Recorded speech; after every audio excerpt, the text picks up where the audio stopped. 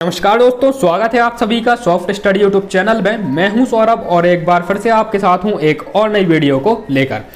तो दोस्तों, जैसा कि आप जानते हैं, वर्ग 1 एवं वर्ग 2 एमपी टेट वर्ग 1 एवं वर्ग 2 की जो सेकंड काउंसलिंग है, सेकंड काउंसलिंग की प्रक्रिया दोबारा से यहां पर स्टार्ट हो रही है। और इसके संदर्भ में एक 29 सितंबर को एक नोटिस जारी किया जा चुका था। तो उम्मीद है आप सभी लोगों ने वो नोटिस देख लिया होगा। और इसकी जो इंपॉर्टेंट डेट है उच्च माध्यमिक शिक्षक की जो प्रक्रिया स्टार्ट हो रही है 30 सितंबर 2022 से यह प्रक्रिया स्टार्ट हो चुकी है। और 10 अक्टूबर तक, ठीक है, 10 अक्टूबर 2022 तक आप क्या कर सकेंगे, इसमें जो है डॉक्यूमेंट्स अपलोड कर पाएंगे। इसके अलावा देखिए, जो माध्यमिक शिक्षक है, माध्यमिक शिक्षक की 6 अक्टूबर 2022 से प्रक्रिया स्टार्ट हो रही है डॉक्यूमेंट्स अपलोड करने की। और 15 अक्टूबर 2022 तक आप डॉक्यूमेंट अपलोड कर सकते हैं। तो ये तो दोस्तों कल के ही नोटिस में बता दिया गया था। आज जो नया दिशा निर्देश जारी हुआ है, जो आप स्क्रीन पर देख पा रहे हैं, इसमें दोस्तों डीपीआई ने बताया है कि कौन कौन से कैंडिडेट हैं जिन्हें फिर से डॉक्यूमेंट अपलोड करने हैं और कौन कौन से डॉक्यूमेंट्स यहां पर अपलोड करने हैं। तो ये महत्वपूर्ण निर्देश है। यदि आपने एमपी टेट वर्ग 1 और वर्ग 2 को क्वालिफाई कर रखा है तो वीडियो को शुरू से लेकर एंड तक पूरा देखिएगा दोस्तों। वीडियो पसंद आती है तो वीडियो को लाइक करें, शेयर करें, चैनल पर नए हैं तो सब्सक्राइब करके नोटिफिकेशन बेल को भी प्रेस करना ना भूलें, ताकि यहां पर अपलोड की गई नेक्स्ट वीडियो की नोटिफिकेशन आपको सबसे पहले मिल जाए। तो यहां पर आप देख सकते हैं अभ्यर्थियों के लिए महत्वपूर्ण दिशा निर्देश हैं, जिसमें पहला निर्देश है ये ईडब्ल्यूएस से संबंधित है। ईडब्ल्यूएस के अब ऐसे अभ्यर्थी जिन्होंने 75 या फिर 75 से अधिक अंक प्राप्त किए हैं, वे अभ्यर्थी भी अब क्वालिफाई माने जाएंगे और उन सभी अभ्यर्थियों को अब डॉक्यूमेंट्स अपलोड करने हैं। ठीक है, तो देख सकते हैं अनारक्षित प्रवर्ग के ऐसे अभ्यर्थी जो आर्थिक रूप से कमजोर प्रवर्ग में आते हैं, जिन्होंने पात्रता परीक्षा में 75 अथवा अधिक अंक प्राप्त किए हैं, वे स्वयं को इस प्रवर्ग में पंजीकृत कर दस्तावेज अपलोड कर सकेंगे। ठीक है, तो अब ऐसे अभ्यर्थी ईडब्ल्यूएस के जिन्होंने 75 मार्क्स प्राप्त किए हुए हैं 50%, ऐसे अभ्यर्थी अब पंजीकृत करके डॉक्यूमेंट अपलोड कर सकते हैं। ठीक है, क्योंकि अब आप सभी क्वालिफाइड हैं।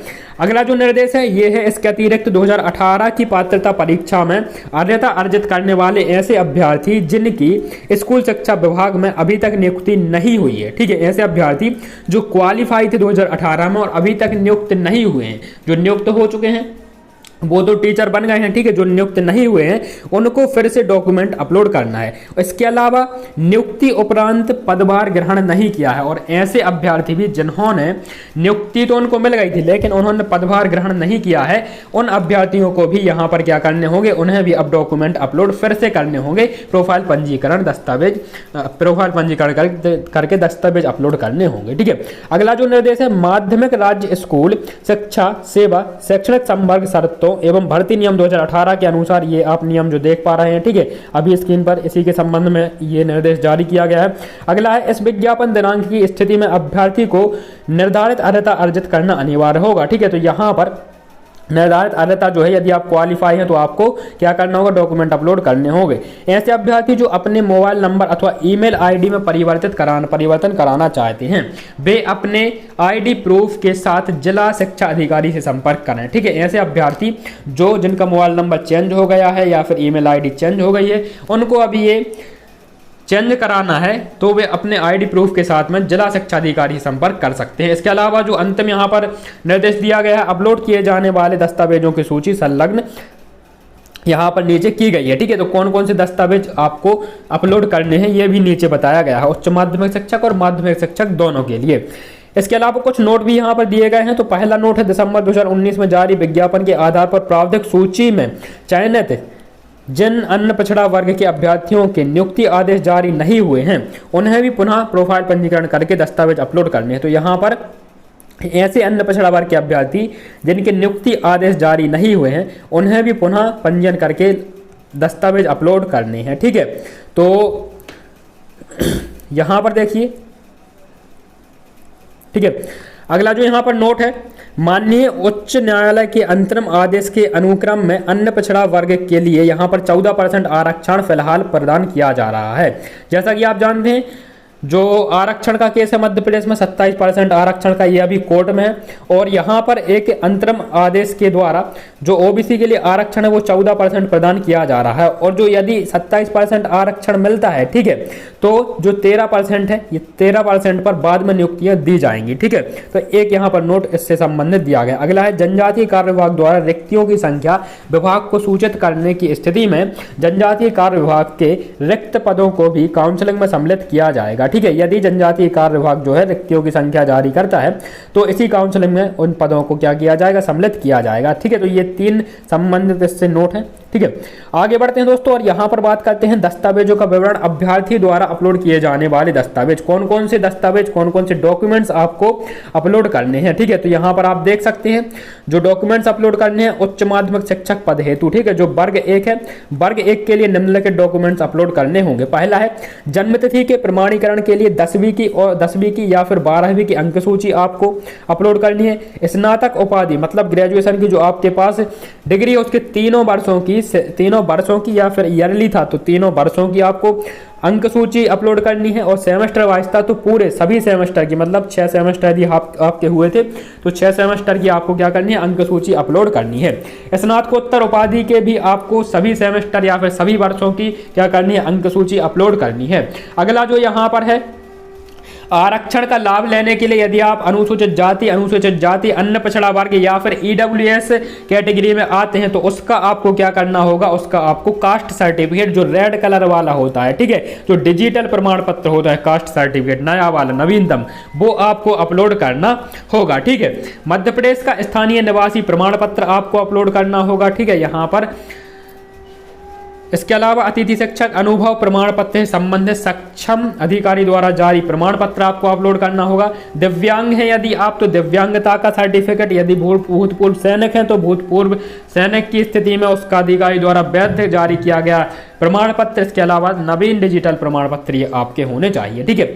यदि आपने बीएड सभी ने किया है यहाँ पर वर्ग 1 वर्ग 2 में, ठीक है, तो बीएड की अंक सूची की सभी मार्कशीट हैं, ठीक है, सभी सेमेस्टर की अंक सूची आपको यहाँ पर अपलोड करनी है। अगला यहाँ पर आयु संबंधी छूट यदि आप प्राप्त करना चाहते हैं, ठीक है, तो प्रमाण पत्र सक्षम अधिकारी द्वारा लागू किया हुआ होना चाहिए, ठीक है। इसके अलावा देखिए उपनाम परिवर्तन, यदि आपका नाम परिवर्तन हुआ है किसी प्रकार से तो वहां पर उसका आपको शपथ पत्र जो है जारी करके अपलोड करना होगा, ठीक है। यदि नाम परिवर्तन हुआ है चाहे वो उपनाम हो या फिर आपका नाम हो, यदि उसमें परिवर्तन हुआ है तो उसका शपथ पत्र आपको अपलोड करना होगा, ठीक है।